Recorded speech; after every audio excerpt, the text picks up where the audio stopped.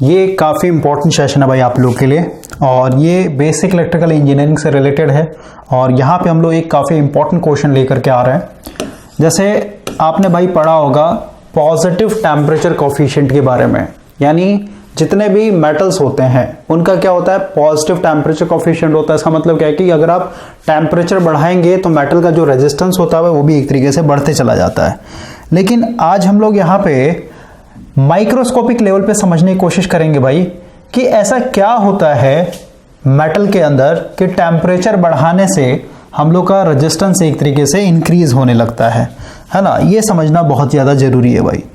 तो अभी हम लोग यहाँ पे कंसिडर करके चलता है कि मान लेते हैं मेरे पास एक एल्युमिनियम का वायर है या फिर ये कॉपर का वायर है, लेकिन एल्युमिनियम हम लोग के लिए यहाँ पे ईजी रहेगा इलेक्ट्रॉनिक कन्फिग्रेशन करने के लिए। तो अगर हम लोग एल्युमिनियम के एटॉमिक नंबर की बात करें तो 13 होता है, और इसका अगर हम लोग KLM के हिसाब से इलेक्ट्रॉनिक कन्फिग्रेशन करें तो हम लोग को पता है इसमें आपका मैक्सिमम 2 इलेक्ट्रॉन रह सकता है, इसमें आपका 8 रह सकता है और इसमें आपका बाकी 3 रहेगा। या फिर कहिए आपको और बेटर तरीके से समझना तो SPDF के हिसाब से कर सकते हैं। तो फर्स्ट सेल यानी 1s में 2 होता है, ठीक है। तो आपको पता है K में 2 इलेक्ट्रॉन इसमें भर गया, पहला सेल भर गया एक तरीके से, ठीक है। ये हो जाएगा 2s यानी सेकेंड ऑर्बिट, और s में कितना मैक्सिमम 2 इलेक्ट्रॉन रह जाएगा, लेकिन इसमें रहना कितना 8 है। तो सीधी सी बात है आपका 2p आएगा, p में कितना हो जाएगा 6 हो जाएगा। तो 6 इसके पास है, उसके बाद 2 8 हो गए, भर गया आपका। अब हम लोग के पास थर्ड सेल आता है, ठीक है। तो कितना हो जाएगा 2 हो जाएगा, लेकिन इसमें 3 अभी, तो यहाँ पे आ जाएगा 2p1। लेकिन भाई p वाले के पास कितना होना चाहिए, 6 होना चाहिए, है ना। अभी है कितना, इसके पास 1 ही है। तो यहाँ से अगर आप देखेंगे तो इसको 5 इलेक्ट्रॉन और चाहिए। तो 5 इलेक्ट्रॉन का कभी भी लेन देन नहीं होता भाई, शेयरिंग नहीं होता। इलेक्ट्रॉन शेयरिंग कितने होते हैं, या तो 1 इलेक्ट्रॉन का शेयरिंग होगा या तो 2 इलेक्ट्रॉन का शेयरिंग होगा, है ना। 5 इलेक्ट्रॉन का भाई कोई शेयरिंग नहीं करता। यानी अगर मैं इससे समझाऊं फर्स्ट सेल, सेकेंड सेल, ये हो गया थर्ड सेल, तो इसमें आपके 1 2 3 ही इलेक्ट्रॉन है। इसमें मैक्सिमम कितना है यहाँ पे स्पेस, इसमें मैक्सिमम कितना रहता है भाई 18 रहता है। इसमें कितना रहता है 8 रहता है। इसमें कितना 2 रहता है। तो ये तो भरा हुआ है, K में 2 है, 2 भर गया। L में 8 होता है, स्पेस 8 भरा हुआ है। M में 18 रहता है, लेकिन अभी है कितना इसके पास, सिर्फ 3 ही है। इसका मतलब कि अगर ऐसा समझे तो इसको 15 इलेक्ट्रॉन और चाहिए।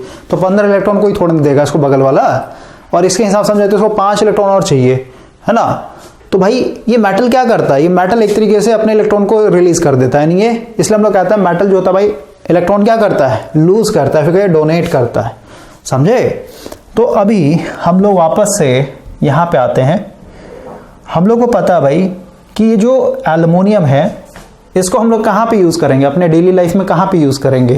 प्रैक्टिकल लाइफ में भाई इंसान कहाँ रह रहा है, रूम टेम्परेचर पे, यानी 27 डिग्री सेंटीग्रेड पे, है ना। तो 27 डिग्री सेंटीग्रेड को अगर हम लोग एब्सोल्यूट टेम्परेचर से कंपेयर करें, जो कि आपका -273 है ना, मिनिमम टेम्परेचर है आपका, फिर 0 केल्विन। तो सीधी सी बात है भाई, इस टेम्परेचर के हिसाब से अगर आप इस रूम टेम्परेचर को कंपेयर करें तो ये बहुत कोल्ड बॉडी है और ये बहुत हॉट बॉडी है, समझ में आया। और हम लोग को पता है कि जो इलेक्ट्रॉन है, इलेक्ट्रॉन का बिहेवियर क्या होता है कि ये बाहर से अगर आप इसको थर्मल एनर्जी देंगे, तो थर्मल एनर्जी मतलब क्या है, इसमें बहुत सारे इलेक्ट्रोमैग्नेटिक वेव्स होते हैं भाई, और उसमें भी बहुत सारा डिफरेंट फ्रिक्वेंसी का होता है। तो इलेक्ट्रॉन क्या करता है, एक पर्टिकुलर EMR को, यानी इलेक्ट्रोमैग्नेटिक रेडिएशन बोलिए या फिर कहिए इलेक्ट्रोमैग्नेटिक वेव को एब्जॉर्ब करके ये एक्साइट हो जाता है। एक्साइट होने मतलब ये बाहर एक तरीके से निकल जाता है, जंप कर जाता है। फिर ये इसमें आप थर्मल एनर्जी देना, नहीं हीट क्या है भाई, heat is a form of energy. तो इसको अगर आप बाहर से एनर्जी सप्लाई देंगे तो इस एनर्जी को गेन करके क्या हो जाता है, एक्साइट होकर बाहर निकल जाता है। जैसे ये एटम से बाहर निकलेगा इसको हम लोग बोलते हैं फ्री इलेक्ट्रॉन।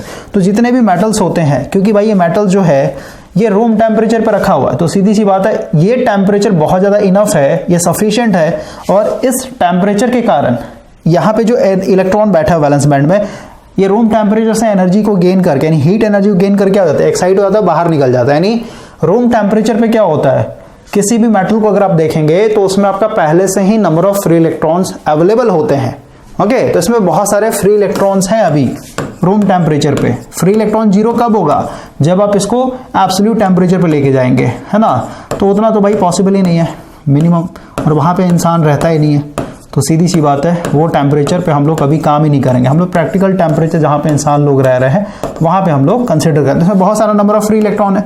अब सीधी सी बात है भाई, इलेक्ट्रॉन अगर बाहर निकल गया तो सीधी सी बात है इसके बगल में क्या होगा, आपका आयोन्स भी होगा, है ना। क्योंकि 1 इलेक्ट्रॉन लूज करेगा तो उसमें क्या आ जाएगा भाई, 1 पॉजिटिव चार्ज आ जाएगा ना, समझा। मान लो यहाँ 2 इलेक्ट्रॉन निकल गया तो इसमें क्या हो जाएगा, 2 पॉजिटिव चार्ज हो जाएंगे।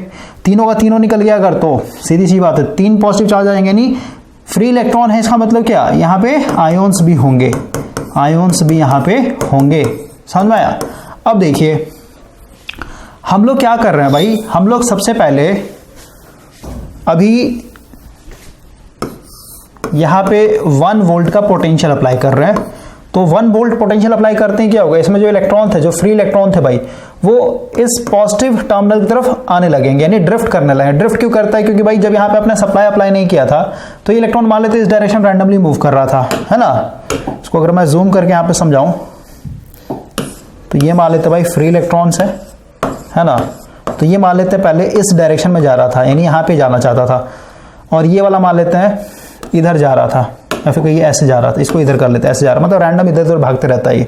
अब जैसे इसमें अपने पोटेंशियल अप्लाई किया, इसको पॉजिटिव से और इसको नेगेटिव से, तो सीधी सी बात है जो इलेक्ट्रॉन इधर जा रहा था भाई, ये वाला जो इलेक्ट्रॉन इधर जा रहा था, अब इधर ना जाएगी क्योंकि इस पर इलेक्ट्रिक फील्ड अप्लाई हो गया, तो ये इधर की तरफ आने की कोशिश करेगा।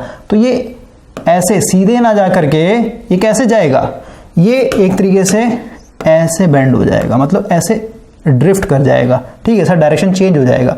ये ऐसे जा रहा था तो ये ऐसे ना जाके ऐसे आ जाएगा, ठीक है, यानी सारे के सारे इलेक्ट्रॉन क्या हो जाएंगे, इधर की तरफ आने की कोशिश करेंगे। और क्योंकि भाई आपने यहाँ पे 1 वोल्ट का ही पोटेंशियल एक तरीके से अप्लाई किया है, तो जो इलेक्ट्रॉन आगे ऐसे ड्रिफ्ट करेंगे तो ये आपस में क्या करता है, कोलाइड करता है, अपने में कोलाइड करेंगे। और ये देख रहे हैं आसपास में क्या है आपके आयोन्स भी है, तो इनसे भी कोलाइड करते करते क्या होता है, आगे की तरफ मूव करता है। अब कॉलिजन हो रहा है तो सीधी सी बात है भाई, यहाँ पे क्या होगा, कहीं पे भी कॉलिजन हो रहा है, यानी टकरा रहा है आपस में, तो क्या होगा, हीट पैदा होता है। और इसी हीट को हम लोग क्या बोलते हैं, रेजिस्टेंस बोलते हैं। ओके, इसी को हम लोग क्या बोल रहे हैं, रेजिस्टेंस बोल रहे हैं। अब समझिए ये सिचुएशन कब था, जब हम लोग का रूम टेम्परेचर था 27 डिग्री सेंटीग्रेड। अब मान लेते हैं हम लोग का टेम्परेचर एक तरीके से इंक्रीज हो रहा है, ठीक है, हम लोग अपने रूम का टेम्परेचर बढ़ा रहे हैं भाई। तो रूम का टेम्परेचर बढ़ाने का मतलब क्या है, मान लेते हैं अब आपका 30 डिग्री सेंटीग्रेड कर दिया मैंने, तो 3 डिग्री एक तरीके से इंक्रीज हो गया। तो इस सिचुएशन में क्या होगा, ये जो इलेक्ट्रॉन है, ध्यान समझिए, फिर से यहां पे दिखाते हैं इलेक्ट्रॉनिक कन्फिगरेशन, 1 2 3 4 5 6 7 8, इसमें 1 2। तो मान लेते भाई आपका 27 डिग्री सेंटीग्रेड से जब हम लोग 28 पे आए, फिर कहिए 29 डिग्री पे आए, तो मान लेते हैं यहाँ पे 3 इलेक्ट्रॉन जो थे वैलेंस बैंड से, तीनों की तीनों बाहर निकल गए, क्योंकि आप हीट एनर्जी बढ़ा रहे हैं, यानी ज़्यादा से ज़्यादा एनर्जी इलेक्ट्रॉन को मिल रहा है, ये एक्साइट होकर के बाहर जंप आउट हो जाएगा, ठीक है। और फिर आपने 1 डिग्री और बढ़ा दिया, तो हो सकता है कि ये वाला जो इलेक्ट्रॉन है, ठीक है, सेकंड ऑर्बिट में जो इलेक्ट्रॉन है, यहाँ से भी 2 इलेक्ट्रॉन एक तरीके मान लेते जंप आउट कर गए, यानी टेम्परेचर जितना ज़्यादा बढ़ाएंगे उतना ज़्यादा जो इलेक्ट्रॉन है ये बाहर निकलने लगता है भाई। क्यों, क्योंकि इसको एनर्जी मिल रहा है, एक्स्ट्रा एनर्जी गेन करके।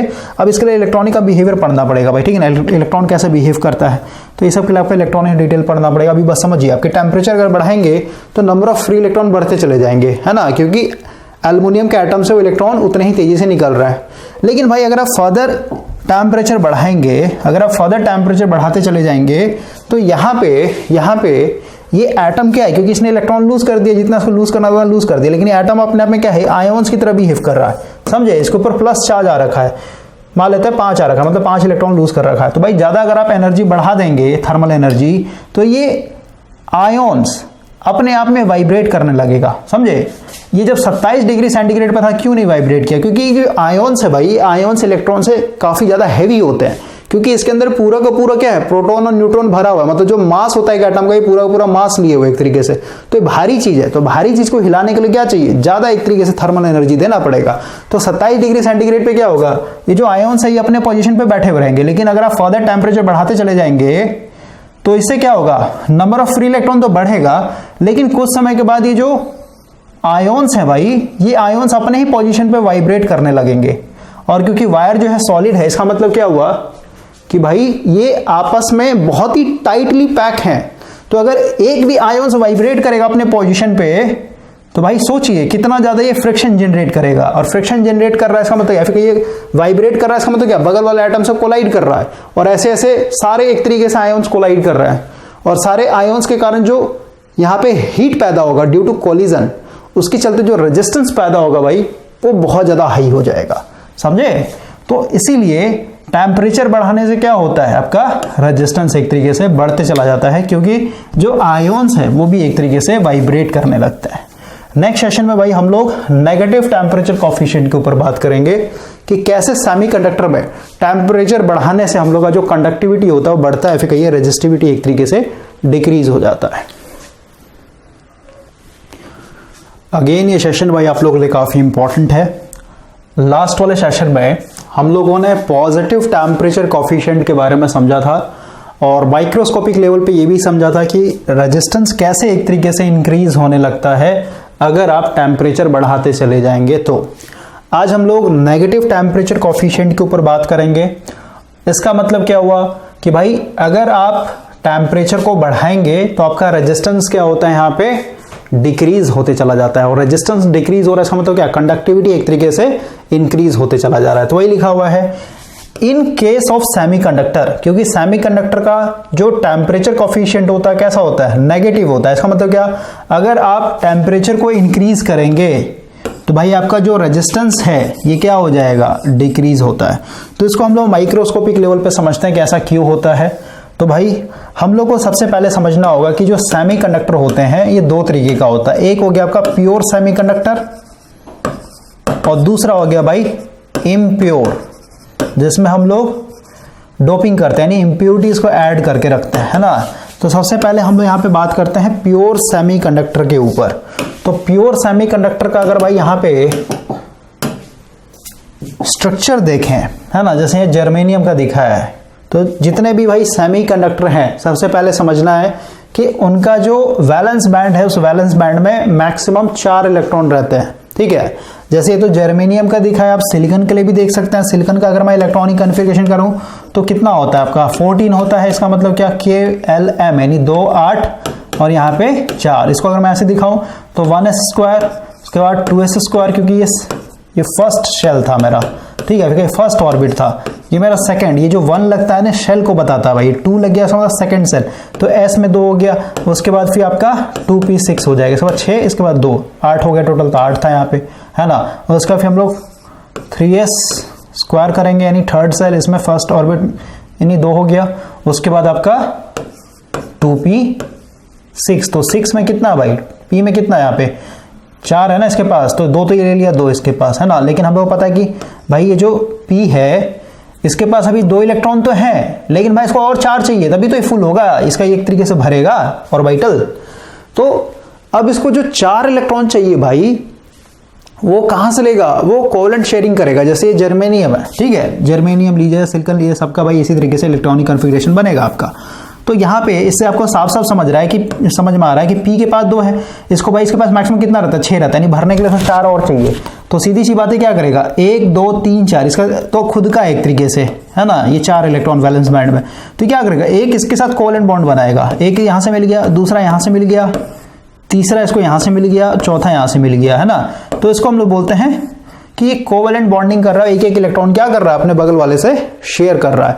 तो 4 इसका खुद का था, एक यहां से ले लिया, एक यहां से ले लिया, एक यहां से ले लिया, एक यहां से ले लिया, ठीक है। तो सीधी सी बात आपका क्या हो गया, पूरा का पूरा भर गया।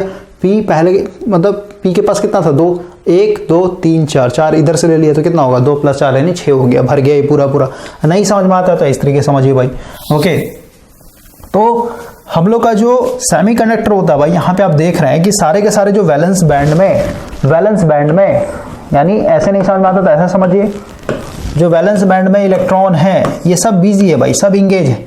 ये बगल वाले के साथ कोवेलेंट बॉन्डिंग बना रहा है, ये इसके साथ बना रहा है, ये इसके नीचे में बना होगा सेमीकंडक्टर, है ना, उसके सबके साथ ये बिजी है। यानी यहाँ पे अगर इन एटम्स के बाहर देखेंगे, यानी ये वाला जो एरिया है, इधर कोई फ्री इलेक्ट्रॉन दिखने को मिल रहा है क्या, सारा इलेक्ट्रॉन इंगेज है, समझे, ये इसका इंगेज है, A to Z इंगेज है। यानी प्योर सेमीकंडक्टर में भाई अगर आप रूम टेम्परेचर पे देखें, एट रूम टेम्परेचर, तो यहाँ पे कोई भी फ्री इलेक्ट्रॉन नहीं है, यानी नो फ्री इलेक्ट्रॉन।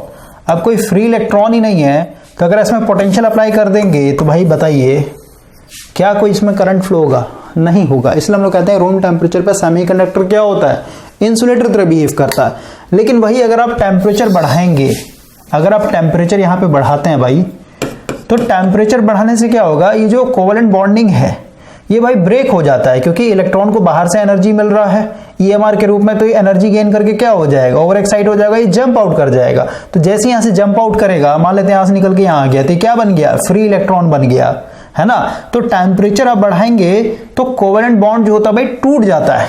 अब जरूरी नहीं कि सबका टूट जाए, जैसे एक तो इसका टूट गया, एक मान लेते इसका टूट गया, तो भाई अब क्या हो गए, अब यहाँ पे 2 फ्री इलेक्ट्रॉन आ गए कंडक्शन के लिए। तो अब इस सिचुएशन में अगर आप यहाँ पे बैटरी अप्लाई करेंगे तो ये इलेक्ट्रॉन क्या हो जाएंगे, फ्लो करने लगेंगे, और इसके चलते आपको बहुत ही स्मॉल कंडक्शन देखने को मिलेगा, समझे। और अगर आप टेम्परेचर बढ़ाते चले जाएंगे भाई, तो इस सिचुएशन में क्या होगा, और कोवेलेंट बॉन्ड टूटेगा और फ्री इलेक्ट्रॉन आपका बढ़ते चला जाएगा। लेकिन यहां पे ध्यान समझिए, फ्री इलेक्ट्रॉन तो बढ़ रहा है, लेकिन ये जो भाई आयोन्स हैं ये भी अपने जगह पे वाइब्रेट करने लगेंगे, ठीक है। और रियल केस में इतना गैपिंग नहीं होता है इनमें, समझ में आया। तो जैसे हम लोगों ने मेटल वाले केस में देखा था कि आप इसमें 0 से ज्यादा अगर टेम्परेचर बढ़ा देंगे तो भाई बॉन्ड तो टूट जाएगा, उसका फ्री इलेक्ट्रॉन मिल जाएगा, लेकिन ये खुद वाइब्रेट करने लगे तो हीट बढ़ जाएगा। तो प्योर सेमीकंडक्टर भाई हम लोग के लिए यूजलेस होता है। प्योर सेमीकंडक्टर को हम लोग इलेक्ट्रॉनिक्स में यूज नहीं करते हैं, क्योंकि भाई इसमें कोई फ्री इलेक्ट्रॉन अवेलेबल ही नहीं है रूम टेम्परेचर पे।